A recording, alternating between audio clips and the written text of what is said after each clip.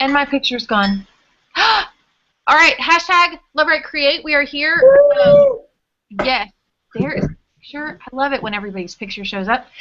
We are here with a special guest who I will introduce first, ladies, if that's all right with you. Someone that is new to me, a friend, an old friend to Miss Morgan, and I think a new friend to Gabby as well. And we are so excited that she's here. Everyone, this is Miss S.M. Boyce. Hello. Thank you for having me. I'm excited to be here. So, Miss Boyce is here, and she goes by Boyce, which I think is so stinking awesome and fun and kind of Bond-ish, as in, you know, James Bond. And so I thought it would be really fun tonight, and Boyce is in on this, so I'm sorry that I'm kind of throwing you guys, you know, under the bus on this one. But we are going to call each other by our last names this evening. And if you mess up, I may like do something crazy like, you know, just to, you know, throw everybody off. No pressure. Do you have a cowbell? You can just ring the cowbell every time. I wish. You'd think I have a cowbell around here somewhere. I'm from Texas and live in Tennessee now. I'm supposed to like have a farm with cattle and stuff. Why wouldn't I have a cowbell? How it works. Yep. Okay, so to get back on track here, let me introduce my lovely partners in this, I guess, crime of loving to write and create new things. Hashtag Love Write Create.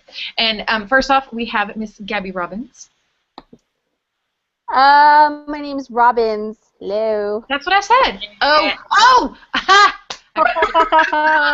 Okay, and then we also have Miss Wiley. Which, that's going to be kind of fun to say all night, because it makes me think of Wile E. Coyote when I don't have the Morgan in front of it. And then, like I mentioned earlier, we have Boyce with us. And we're going to be talking about newsletters this evening. And for those of you that keep and write a newsletter to your readers, or maybe you love to read newsletters from your favorite authors, this show is for you. It's actually for me, too. I don't know if Gabby and Morgan are to par with this. I know, Morgan, you probably are the best about it out of the three of us. But I am so excited to learn some new stuff about writing a newsletter. So while I am going to direct a lot of questions to Boyce, I am also going to try to avert some of the conversation over to Robbins and Wiley, because I kind of want to get your feedback on whether you knew it or if you didn't know it or if you really think it's that important. But first, Boyce, I wanted to ask you, can newsletters really help an author? And do you think they're even beneficial to a reader? Yes, they can, only if done right. So the way a newsletter can most effectively help an author is through consistent value delivered to the readers.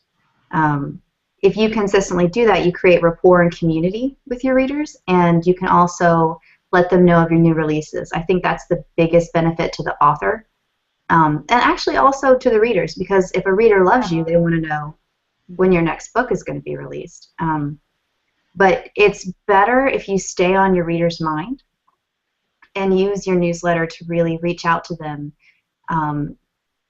in a consistent way, delivering value in whatever way you want and they need over time. So in terms of consistency, I found that once a week is awesome for businesses and coaches. It's really, really annoying for authors. If you try to email your audience every week, they're going to unsubscribe so fast. About every 4 to 6 weeks is the sweet spot I've discovered.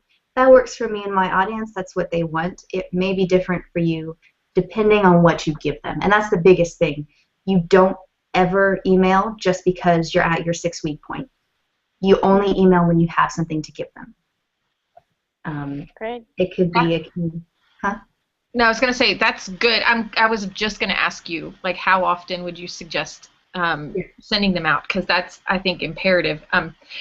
Before you move on, though, because I kind of want to ask, especially, well, let me ask Morgan, Wiley first. I don't think this is gonna last through the call. No.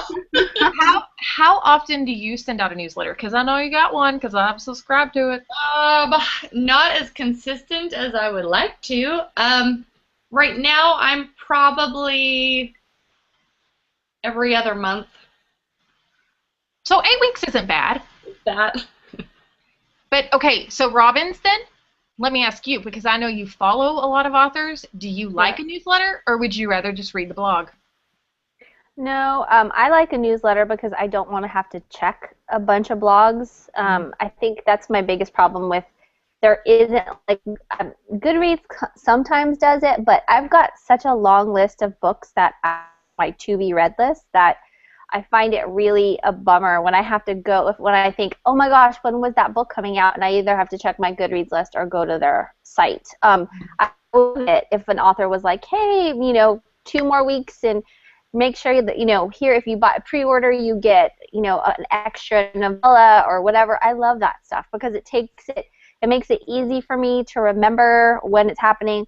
I was driving down to Orlando, and all of a sudden I was like, when was that book coming out? And it had been out for a week, and I was irritated because I didn't know this book had been out, and I was in a drive. So I was like, I could be reading this whole drive, and if I would have known. So I love it. I love it when they send me updates and let me know what's happening, because there's a lot of times where out of sight, out of mind, and I'll forget, then it'll be a week later, and I haven't gotten the book yet, or I don't know what, the new information is. Okay. Well, that leads to my next question, because Boyce, I was wondering, what you mentioned letting the readers know what you have coming out, what's being released soon. What if you're not one of those writers that has a book coming out every 3 or 4 months? What should a writer or an author include in the newsletter, maybe other than a date of when the next book's coming out? Great question. And this really speaks to the value that you provide your newsletter subscribers.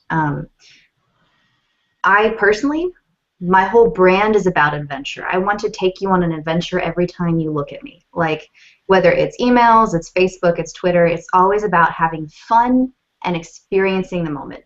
So with my newsletter, I kind of take it a step further, and that's my community. If you're in my newsletter, you're in my tribe, and that's I call it my email tribe because I don't like the word newsletter. But it's just my way of connecting with you on a consistent basis. So what I like to do is share stories. A recent thing I've started doing is like challenges. So it's like little challenges that you can try that take 5 minutes, but which make your day more fun. Like there was one we're going to do, I think later this month, that's the Fork in the Road challenge. And so basically you just get in your car with a friend and you have a coin. Every time you come to a fork in the road, you flip it. And if it's heads, you go left. If it's tails, you go right. And it's just about, where does your adventure take you? So it's just little things like that. It's cool. So I try to share fun and excitement in that way. Okay, so Wiley, have you done anything like this? What have you included in your newsletter? I don't feel like I've been doing it long enough and consistently enough to say that I have like kind of a thing that I do, but I'm headed that way. So mine have mostly been thus far updates, book releases, giveaways. That's kind of it so far. But I like the idea of Boyce's adventure and stories. That's fun. Okay. Which I get her newsletters, and they're pretty awesome. Yeah, I was gonna say I subscribed right after we met at Utopia, so I've been really impressed, especially even just something that I found interesting. It's probably good for me to bring this up because right after I subscribed, I got an email, and it was you always get that email to verify that you want the emails, but Boyce, you actually had something that I thought was interesting, and it was kind of that introduction to you. It wasn't just verify. It was a nice letter that I thought, oh, that's kind of fun. It's different, and it tells me more about you and who you are as a writer. So I really enjoyed that, and I thought, man, I want to do something like that. But we'll get to that point because we're going to talk about tools in just a minute. Now, Robbins, I saw you go in and out, and I know it's your hot spot because you're out of town, but I'm so grateful that you're here. Can you tell me what you love most out of the newsletters that you subscribe to? I think I like a little bit of just keeping me up to date on what's happening. I like to know when they're going to be at an event near me. I like to know, you know, if they're doing things with other authors, because that's how I find a lot of books, common authors. Like Morgan told me about S.M. Boyce, and like if you know that they write a certain genre, then you know, oh, if they like that book, I might like this other author that they're talking about. I like when they do just give me a glimpse into their life, or even writing things that they're doing, what they're experiencing, and that kind of thing. So yeah, that's it. And then cool stuff like those challenges she was talking about. I mean, because you just feel that they see the world a little bit differently, and so it's always interesting to see their take on it. So yeah, I like it when it's a little bit of everything. Well, I think it's neat that you mentioned what someone's writing, an author's writing, because Boyce, I know that you do this on your website. Do you also include that in your newsletter? Because you do kind of talk about what your work in progress is looking like and where you're at in the story, which I find so intriguing because I'm working on something right now, and I think that I would love to give tidbits away, but I'm so afraid to because it's something new and it's not something that's a part of the series that I've already released. So do you ever include any of that into your newsletter? I haven't yet, but it's something I definitely want to do. And don't be afraid to do it because it's a fantastic teaser. I love seeing authors like Nikki Jefford and Stacey Marie Brown who will take a quote, usually it's just a line of dialogue from their book, and put it on an image. It's so shareable. It gets so much engagement. It's fantastic. So I know that was a deviation, but you can put that in your emails. Technically, it counts. Yeah. Well, and it's one of those things I think as writers, we're so worried about what's okay to release and what's not okay to release. Like, what if we went traditional in publishing one work and not in the other? And there are so many rules, but I kind of feel like that I'm letting a publisher that I haven't even worked with decide what I put out there and what I don't, before that even happens. And I feel silly when I do stuff like that. Like I limit myself. And I limit the reader to getting to know me and what I'm doing. Okay. So we talked about what we like in a letter, what goes in a newsletter, but I want to also touch on what does not go in a newsletter. I think that this is something that a lot of times we talk about what you can do or what's great, but we never talk about what's horrible, what you should never touch, you should never go near. And let's be honest, ladies, this needs to be said too as well. So I'll kind of go backwards this time. Robbins, what do you hate seeing in a newsletter? Is there anything in there that you think, or you just scan through and you don't even look at?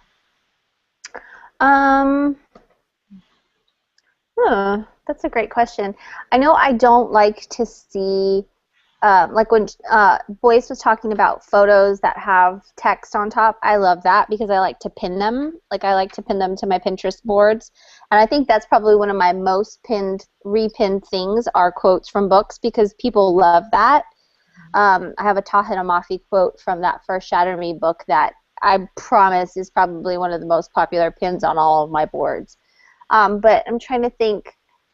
I don't like when the photos are like pictures of people. Like I like to use pictures to inspire characters, but I don't like it when it's an established person like Ryan Gosling. Like I don't like it when it's that person because I feel like that's not in my brain. It's like I don't usually put characters with people that we know. And I think it's not as creative.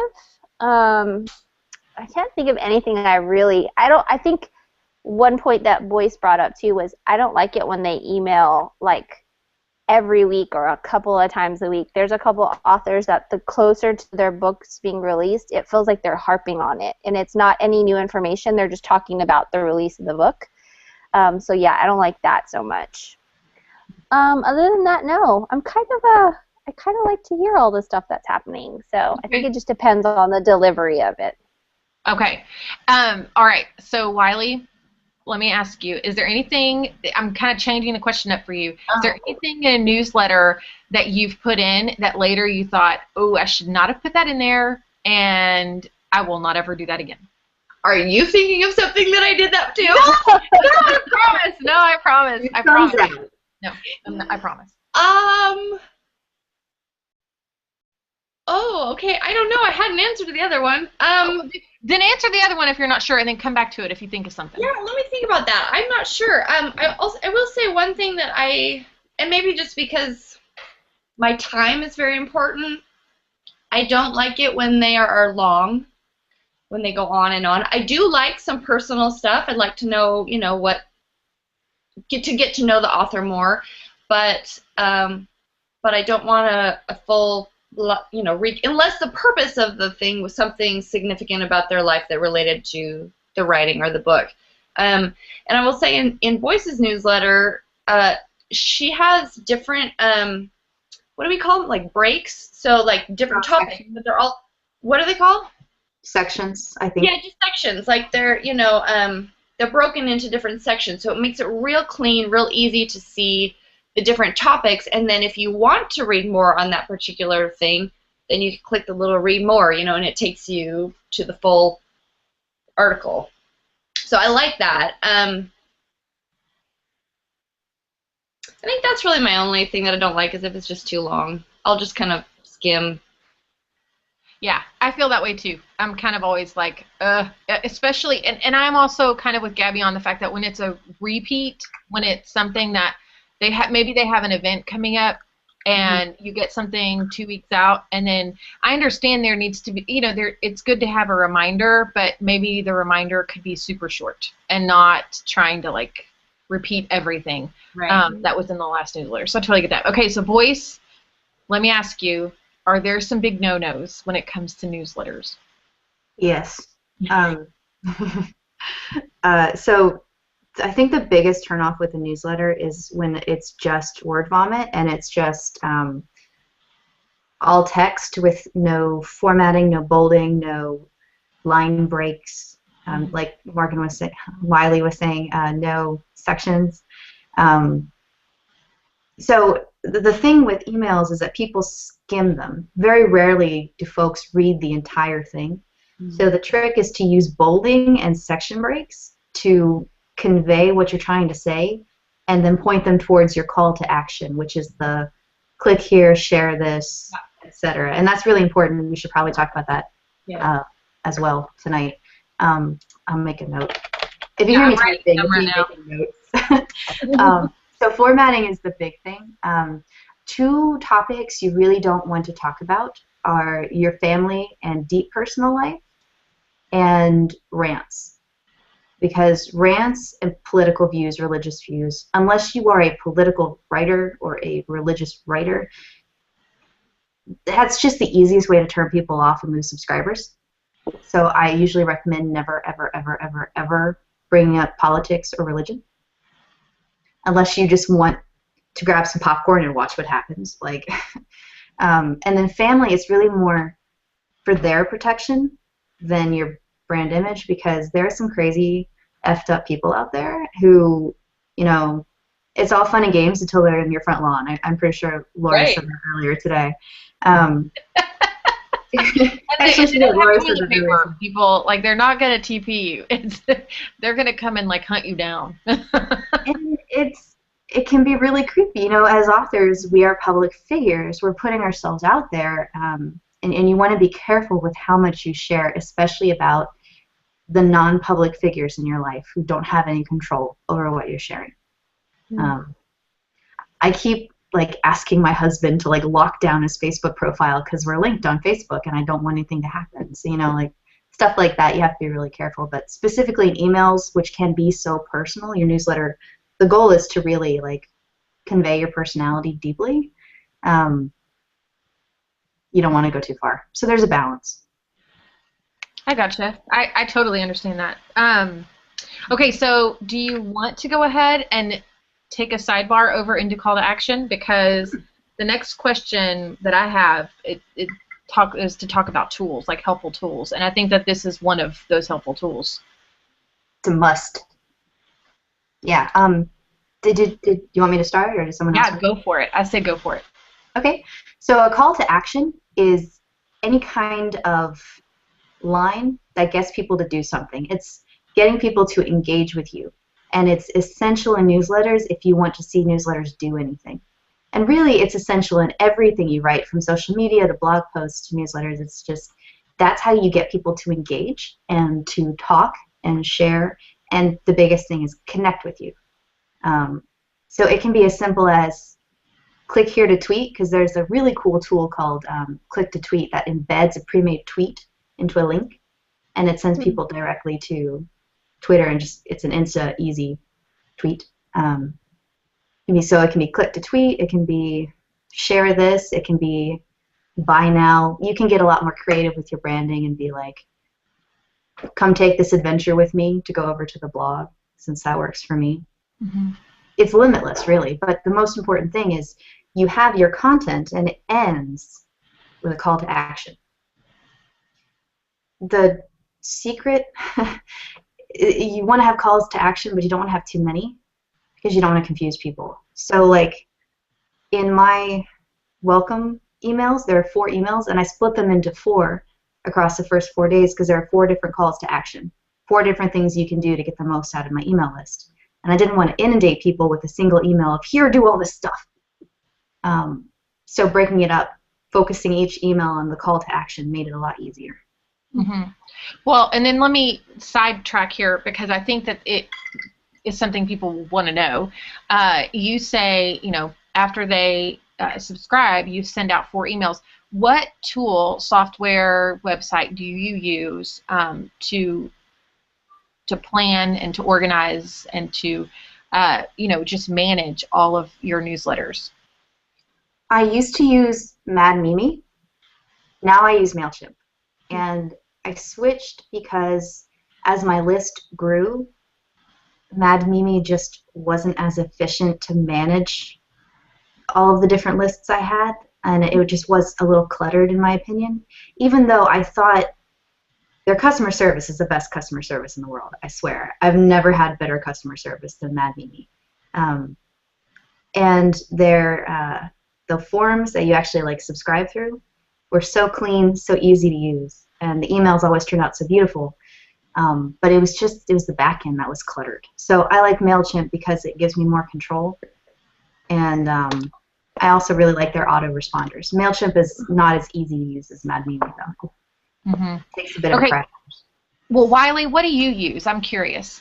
I'm using MailChimp also. I'm still my readership is a little smaller, so I'm still using the free. They offer a free one, and then you can subscribe to different packages as your list grows.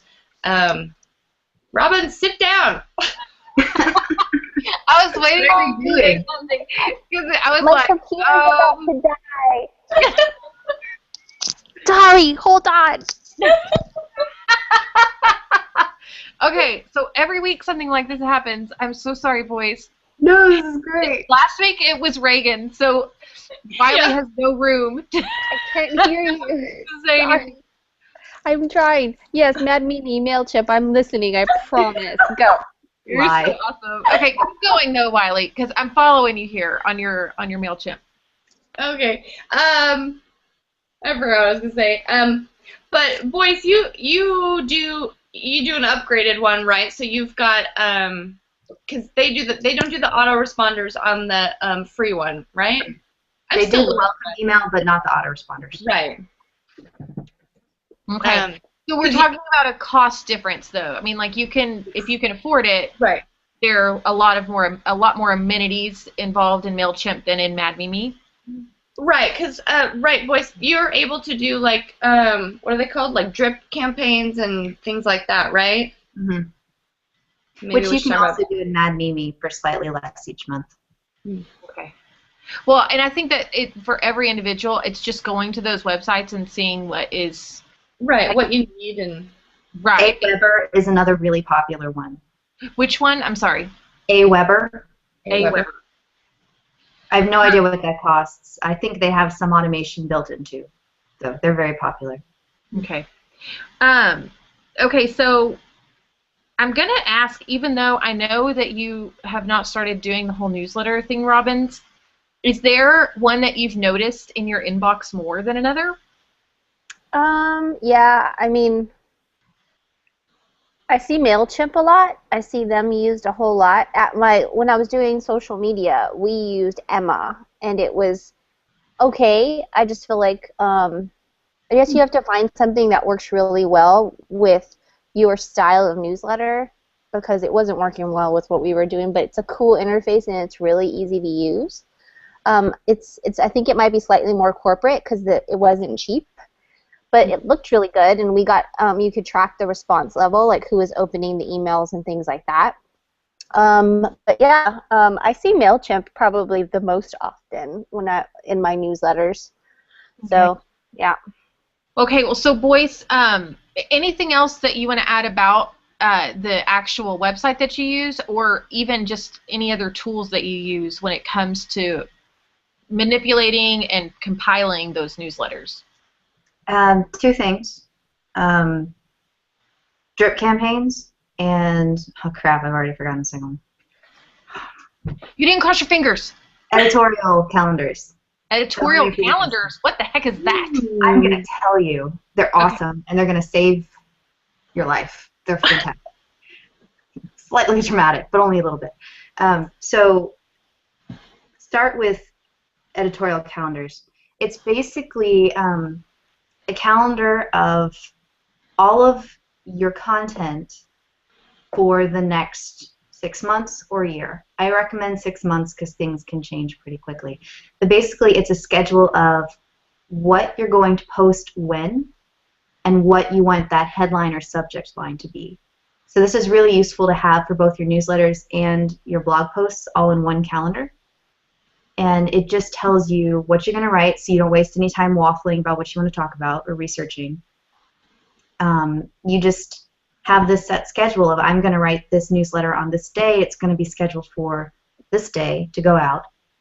And you can just build an entire 6 months of content in an afternoon. And you don't have to worry about it. When you sit down to write it, that's when you can do your research, flesh it out a little bit more. But this will save you a lot of time, and it'll make it easier to actually sit down and write because you already have the idea. So you're not actually... Oh, I'm sorry. No, it's okay. Go off. You go ahead. So you're not actually writing the content and having it scheduled out like you would say with with your blog. It's just headlines, so to give you kind of ideas to get going. Is that right? Yes. Okay. So it's less limited. It's not 6 months worth of content. What? I'm sorry. How the heck do you manage this? Like, I mean, is there a program? I mean, I don't know. GDocs. What? There are a couple options. You can do, if you like to see it and hold it, you can have just a printed calendar, like a month calendar, 1 page each month with little blocks. You can just write it in there. I am a Google evangelist, so I love everything Google, and I recommend the Google Calendar because you can set reminders. So if you want it to publish on a Friday, you can set a 4-day reminder and get notified of it earlier so that you can write it when you get the reminder. And what's really cool and what I highly recommend is with Google Calendar, you actually, I don't know, I'm so spacey tonight. I forgot what I was going to say. Well, I'll just tell you right now. You create a calendar specifically for your editorial calendar. Because like with Google Calendar, you can create several. Create one just for your content. And that will, like, you can remove everything else so all you see is your content. And that can help you focus too. Because I know when you have all the calendars up there, you get confused. Right. Okay, Yeah. so I thought you were talking about something in MailChimp specifically, but you're just talking about overall, just something to... Overall. Yep. Yeah, okay, gotcha.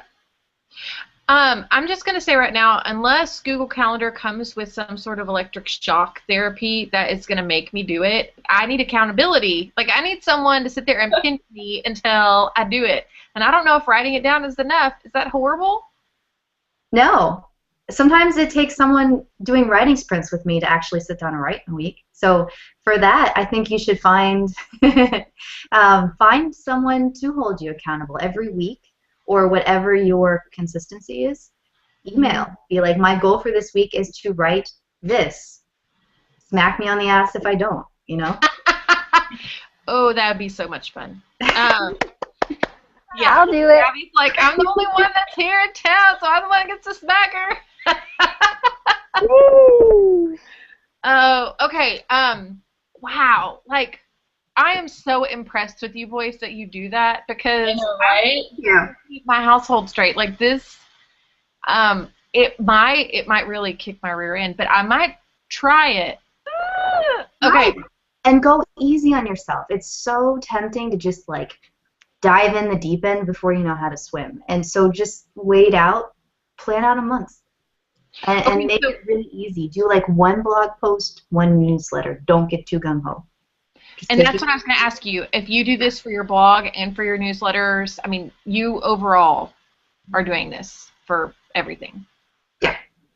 All right, can I ask a question really quick? Mm-hmm. So does your blog email out when you post to your website, like to your blog? And you do newsletters on top of that? I don't do that Okay. because I think that's inundating. Okay. I wouldn't want a notification every time the authors I follow post a blog because I follow them on RSS. That's how I want to get my content. I want that control. Right. So I am on like network blogs and linky followers. If people want the notification every time I post a blog post, they can get it there. The newsletter is different. I refer to my blog posts within the language, but I don't send you an email every time. Okay. Because I see, like, Kelly, I know that Kelly and I are both on WordPress. And so we have it set up where every time we post a blog, it sends out an email about, it's basically the blog post. So I'm just curious if, at first, because we don't have probably as much content as you have right now, if that is something that we can schedule as our newsletter, or do you suggest us to, like, turn off that and start doing newsletters separately?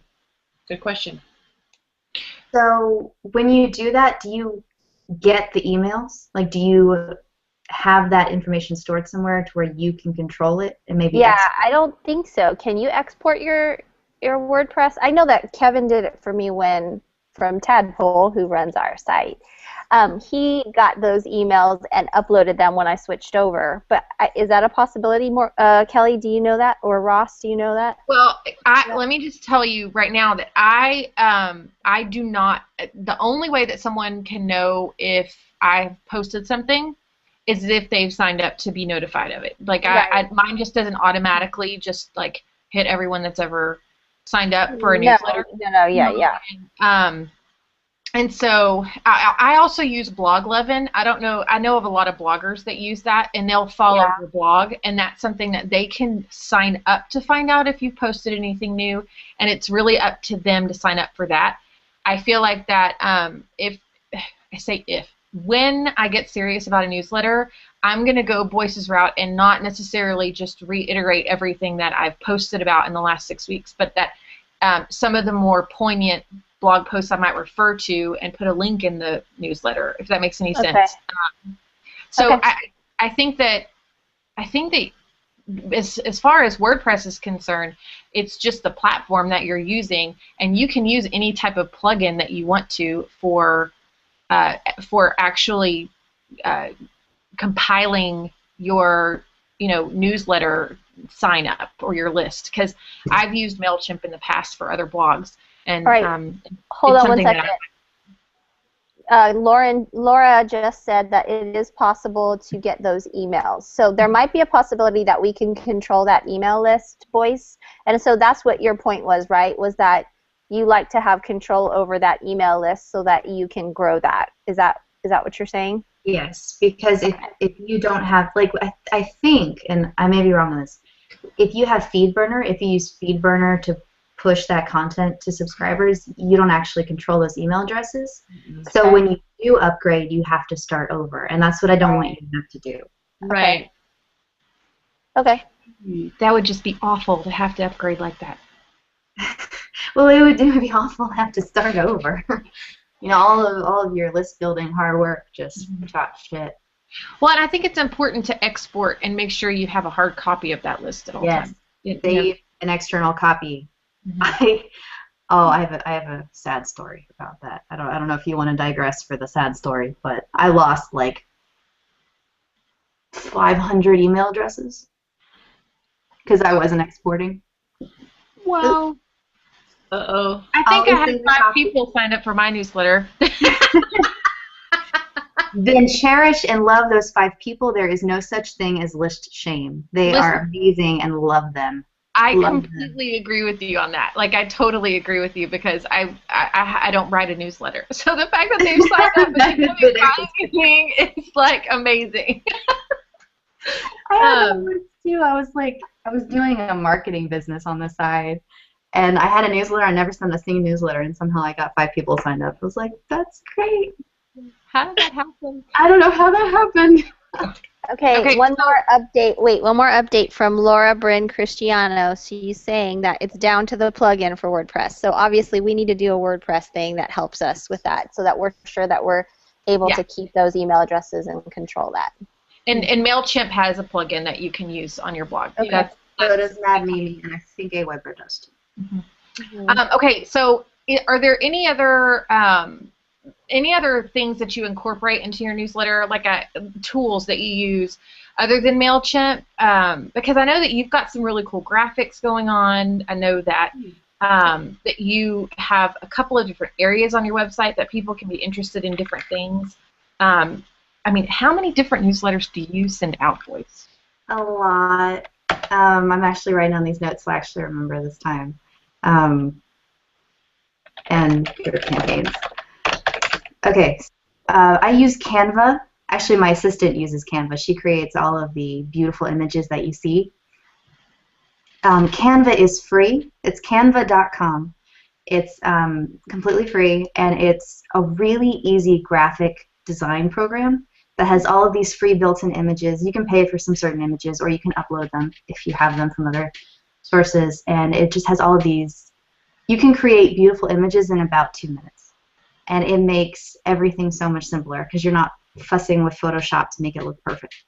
So I highly recommend, if you want to add images, use Canva. It's fantastic. Is that with a C or a K? C. So it's C-A-N-V-A, like canvas without the S. I just am loving all of this stuff. I keep writing stuff down. I could talk shop all day. This is what I love. So Canva is great for images. I highly recommend you segment your lists in some way. And by that, I mean find out what people are interested in, find out how they signed up for you, and speak to them differently. So, for instance, if you sign up on my blog from my email list and you mention that you're a fan of the Grimoire Saga, you actually get 3 extra emails that the primary list does not get, because I know that you like my fantasy series, the Grimoire Saga, and I want to give you some special insider secrets that I think you'll like because you like the series. And so I have a separate campaign designed just for them that goes out after the initial drip campaign that everyone on the list gets. And that takes them to some sketches that I've had commissioned of the characters. And it takes them to a few other fun things.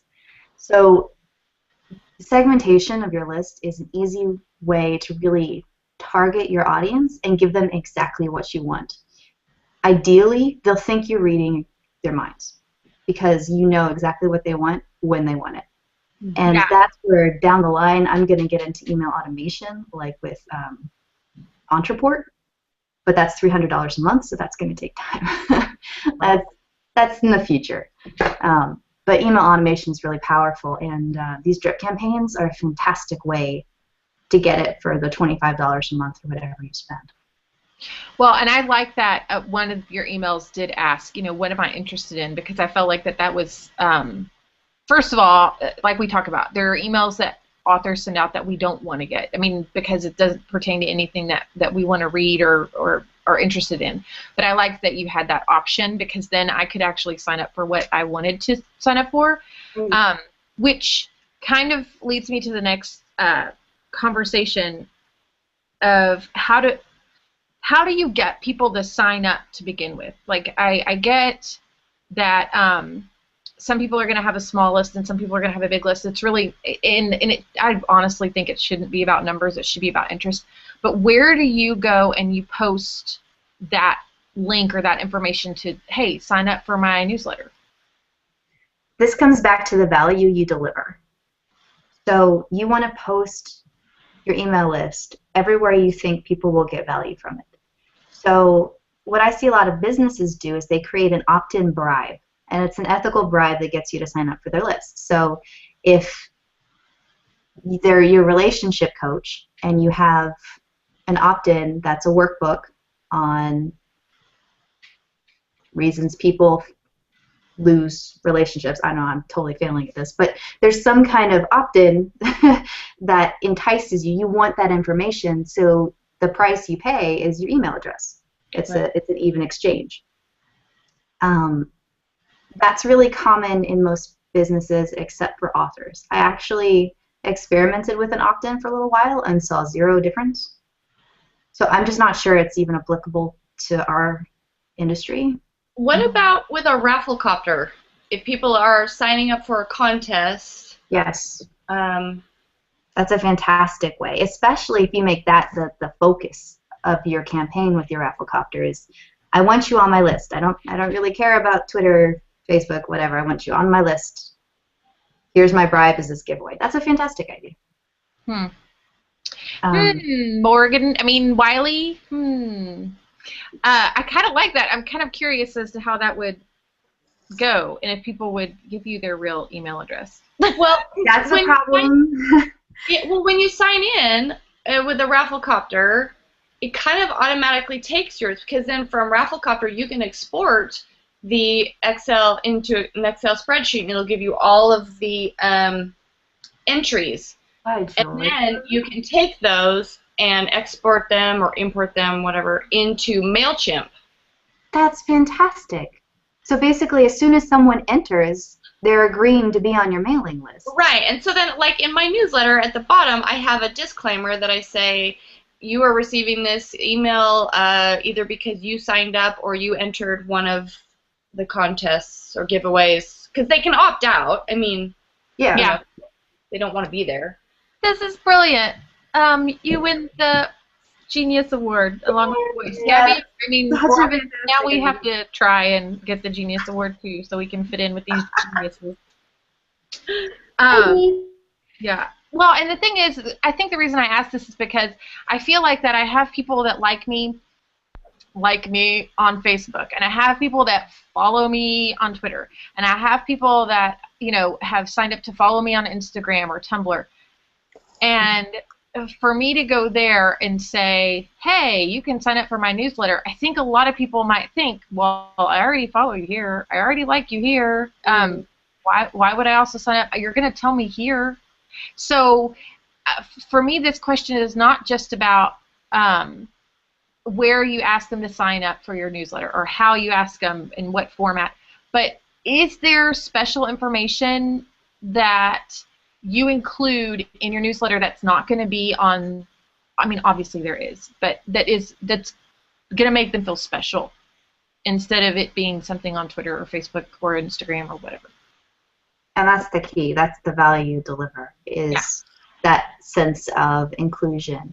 And what I try to do is community. I constantly press that my email tribe is my core community. That's where I can talk directly to you. It's a level of connection you can't get elsewhere because of all the noise. So that's how I position the newsletter. It's not a newsletter, it's my tribe, because that's how I treat it. And that's truly what I believe it is. And as long as you have that intent, you don't have to, you shouldn't, you know, totally copy what I do. It's because you're completely different, you're unique, and you have something completely different to bring to the table. It's what exclusivity do you offer there? What do you offer through email that people can't get elsewhere? I gotcha. Now I have to think of something. But yeah, I meditated and thought long and hard about the whole adventure community thing, and it's just what works for me. Yeah, cool. I think it's great. I'm just like trying to write consistently. So Right? And you Right, know right. oh, okay. So let me ask you this then.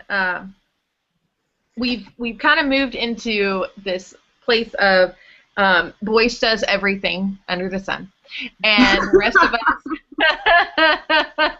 are, writing. And I don't know. I mean, like, I know, Boyce, do you have a life? Like, I know you're married and you have a family and you're doing stuff. So for me, it's kind of like, what is she drinking? Like, what is she eating to make this happen? Because I'd like it times two. So I'm going to actually take myself off the screen, and you're welcome, and I'm going to share the screen with your website because I want people to see, first of all, your website, and then I'd like for you to also, I'm going to try and talk about it too, but essentially that is what your website looks like, and you've got all of this amazing stuff because you've got your books, you're about, and of course it's not going to probably do anything. Does it change when I do it now? Yeah, Okay, good. First of all, it's like visually beautiful, but then at the same time, you've got all this stuff happening, and I wanted to ask you kind of what you have going on with you, because first of all, we're very thankful that you came and talked to us about newsletters, and now we all feel extremely shamed by the fact that we are not writing them.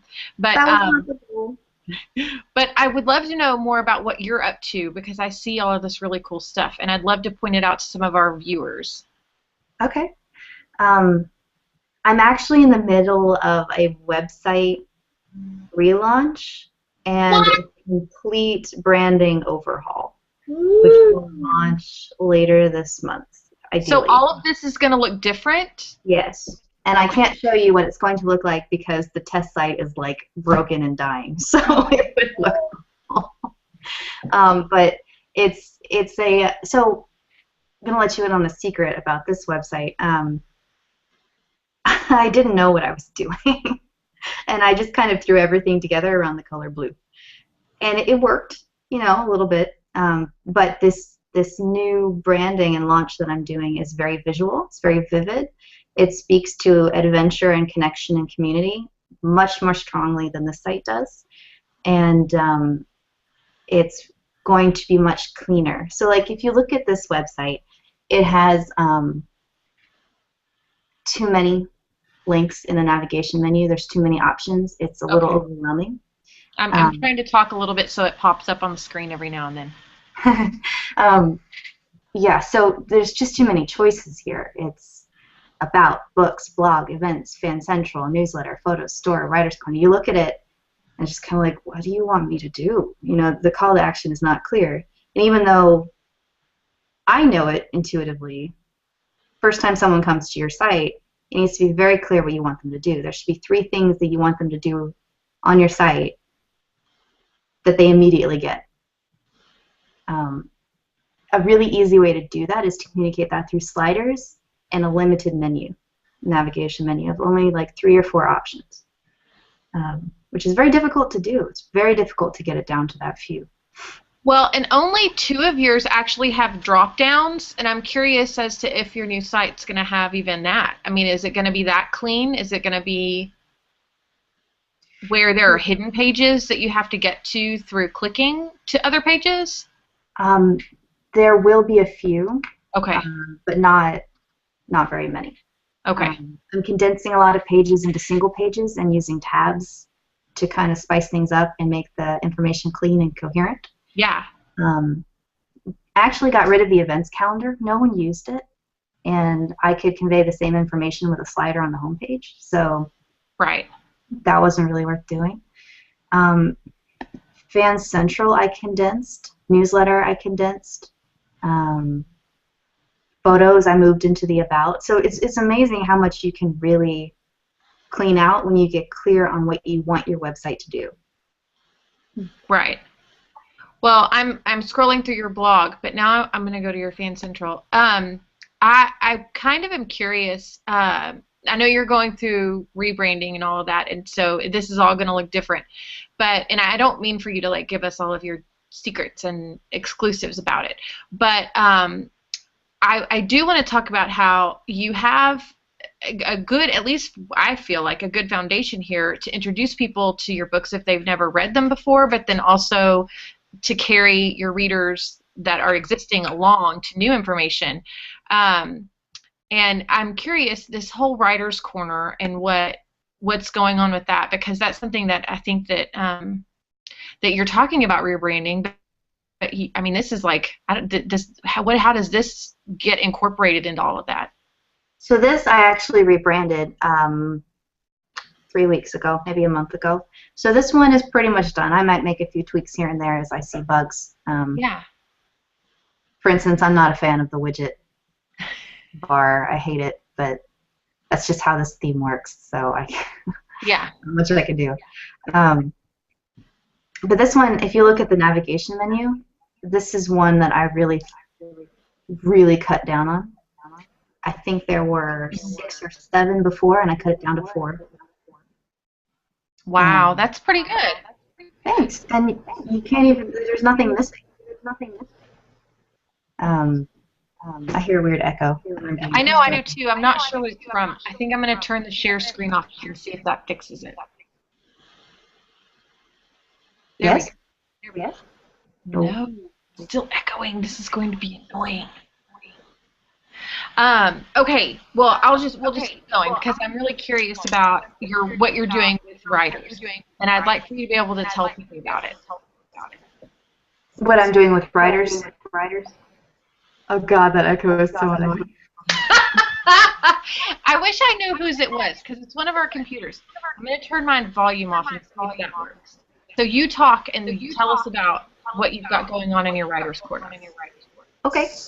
So my writer's corner is really, I'm trying not to be ADD.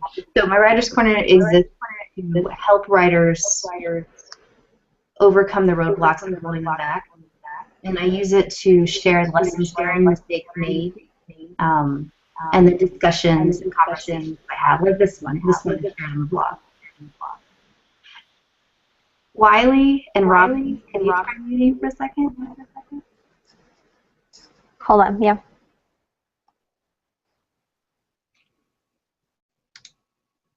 Okay. All right, and the echo's gone. Woohoo!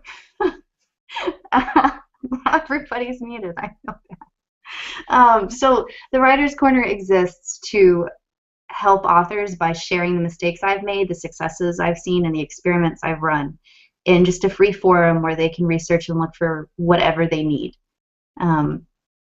The newsletter that I have is very much about how can you succeed in the writing world.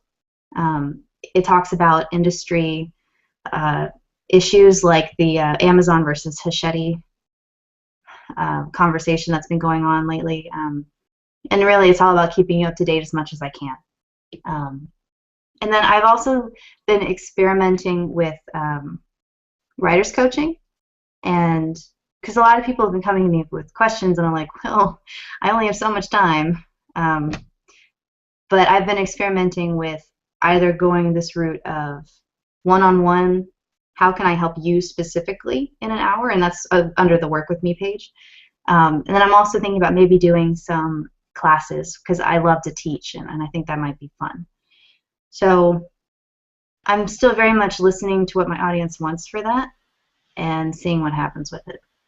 But oh, go ahead. I was going to ask, I'm curious about the classes that you're talking about. Are you talking about online classes, in person, to kind of give some of the watchers an idea of what that entails? It will be online. Sometimes, and I'm not sure exactly how I want to do this, but I'm thinking some of them will be guided and have weekly call aspects, because sometimes questions come up in a self-guided class that just can't be answered by the content because you have a specific issue that's not being reflected, and that's when a live call with a Q&A or even a Facebook group. I found that the classes I've taken that have a Facebook group component are phenomenal because I can reach out to the instructor at any time. So again, very much listening to what the audience wants with that one. Very cool. I think that's so cool. Okay, I'm going to attempt at taking everyone off mute. I totally got to mute people tonight. This is like the best ever. I power. mean, not that I feel like that anyone should be muted for any reason at all. Uh, okay, so I do want to ask because I feel like that I want to hear from Miss Wiley and Miss Robbins about what as writers, and maybe this will be beneficial to you, Boyce. I'm not sure. What as writers do you guys feel like that you could really benefit from in a class or learning from another writer in maybe this situation? Because I know that we've all been at Utopia, and so you learn a little bit over a couple of days, but what Boyce is offering is something I think that's a little bit more intense and very specific to who she's working with. So just to maybe even, I don't know if anybody else is on Twitter, but what is it that you are really needing as a writer help with? And so I see the thinking brain on Wiley. So let's go to Robbins first. Oh, shoot. I apparently don't ever look like I'm thinking. I think it would be really helpful for somebody who has written quite a few books, and I feel like this is something that I get a lot of help with when I meet up with Kelly and Morgan is when when you're writing your first book, you read books or you have a little bit of experience, but actually sitting down to do it, you start to recognize just what makes it easier for you to get the words out or get the story out. So just, whether it be helpful writing prompts or like Kelly found that thing about writing the plot backwards.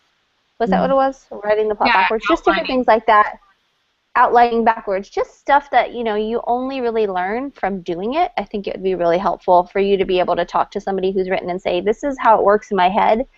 Do you have any kind of tips to help me? Or this is where I'm blocked. Do you have any kind of tips to help me get further or get it accomplished? I think that would be really helpful because I don't think the only way you would have those kind of inside things are if you've written quite a few books. So, yeah. What about you, Miss Wiley? Yeah, I think just to piggyback off of that, I think,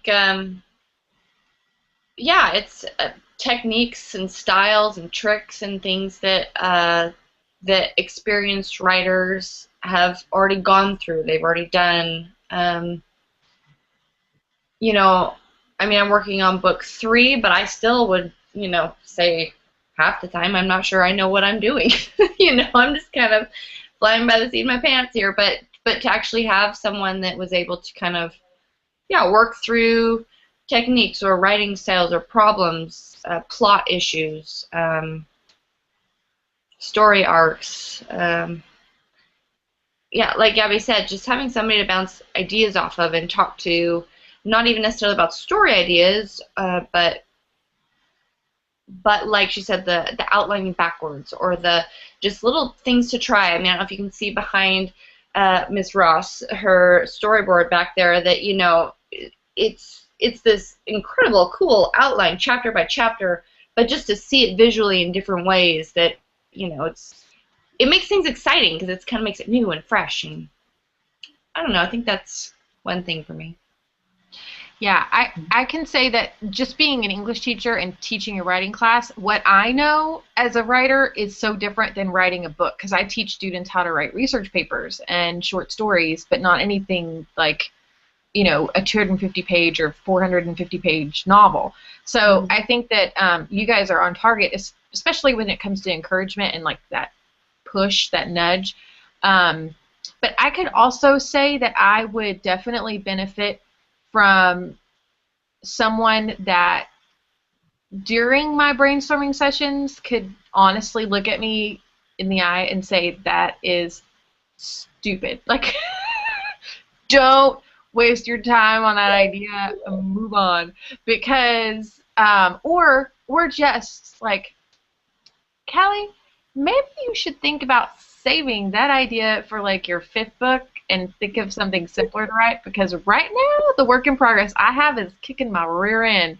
So, like someone that maybe has the experience to know and also knows my writing to know how to like manage my bites of, I guess, what's the word? Just the stuff I take on. Like sometimes I feel like I take on too much, and I wish I had someone that said, "Callie, wait just a minute.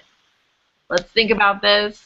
Maybe you should write this instead, or think about this, and maybe you should write it this way instead." Because, yeah, that's what I think I would totally benefit from. Does that help you at all, Boyce? Yes. And I think specifically what you want, Ross, is more of a critique partner or a personal coach. It needs to be someone you work with on an ongoing basis. Right. Who can learn you, learn your style, learn your schedule, because you said you take too many things on, and really be able and available to bounce ideas off of. So that's more of a one-on-one kind of thing, or a small group, like no more than like 4. Yeah, and it's just so tough, I think, in the community as a whole to find those people and to also find those like-minded people. Yeah. Because I'll just leave it at that. Well, everyone's so flippin' busy. I know. Some people just are, they move, or other people just go out of town randomly. You didn't call anybody out there. It's just. Oh, don't even start. No, it's just one of those things where I think that and I do believe that when it comes to critique partners or like brainstorming groups, that it doesn't always have to be in person. That's not the thing. That's what Google Hangouts is awesome for, and I think that let's not deal with me. Let's just discuss the idea and the fact that I think every writer needs that helping hand, or that nudge, or that push off the cliff, or that email every now and then that says, "Where are my chapters?" Because that is what gets us going. And so I think it's really neat, though, Boyce, that you're providing that. Like you're putting yourself out there to be that for people, and to help them and hone their skill, because I think that at least I will never stop learning how to be a better writer. No one will. There's always something to learn. Well, some people might think that they're done learning, but you know. Those are the ones that need the most help. She said it. We've hit our hour, but I just wanted to say thank you so much for coming on, Boyce, and ladies, you did a great job with the last names. I'm so impressed. Any last-minute thoughts, concerns, ideas? I just want to say real quick, in regard to the newsletters, just a fact that I have been told, especially from different marketing peoples, that emails, so newsletters, are the #1 target marketing tool, because you can control it. Because let's face it, you don't know. If you're building your whole audience on Facebook and blogs and things, we're not in control of those. Those are third-party people, and they could fizzle out tomorrow, and then all your people are gone. So build your newsletters. Yeah, I mean, that's a great point, especially when you think about Facebook and how they even are not getting your posts or your updates to every person that follows you. So everybody's seeing everything. So I think that that's a really great point. Anybody else? Nope. Well, thanks so much for coming, and I hope that the people that are watching will use the hashtag #LoveWriteCreate, because we definitely love to share tips and thoughts on Twitter and Facebook, and so Boyce, I hope you will like us enough to come back again. Anytime. Absolutely. Your brain is big, and I would like to learn from it. Don't call her brain big. That's not nice.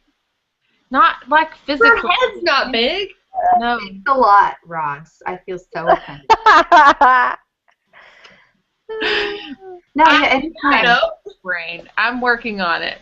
Oh, I just feel like I'm a sponge and I'm soaking everything up. That's what I mean. Like, sponges don't have to be big, be really full, and your brain is full. How about that? Sure. We'll go with that. Okay.